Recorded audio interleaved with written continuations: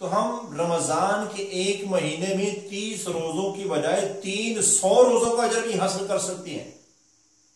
یعنی کہ 30 روزوں کے دن تو 30 ہی ہیں، روزے ہمیں رکھنے بھی 30 ہیں، لیکن اجر ہم ان سے زیادہ روزوں کا حاصل کر سکتے ہیں. وہ کیسے؟ ذرا غور کریں.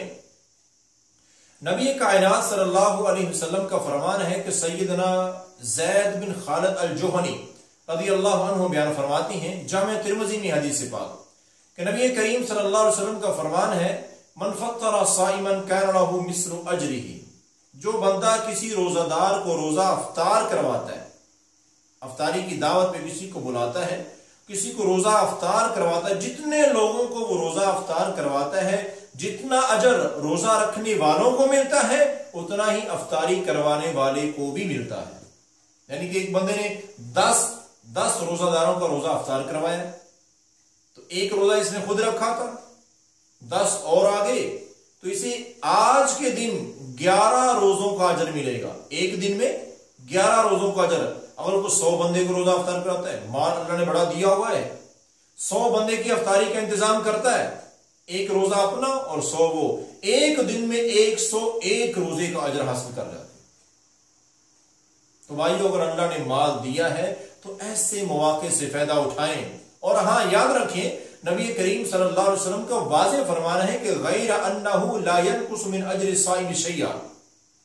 جب کسی کے پاس افطاری کرتی ہے نا، تو جس کے پاس افطاری کرتے ہیں، جا کے روزہ افطار کرتی ہیں، جس کی دعوت قبول کرتی ہیں، اس کو تو اجر ملتا ہے اپنا بھی اور ہمارے روزے کے برابر بھی. لیکن یاد رکھیں، ہمارے روزے کے اجر میں کوئی کمی نہیں آئے گی.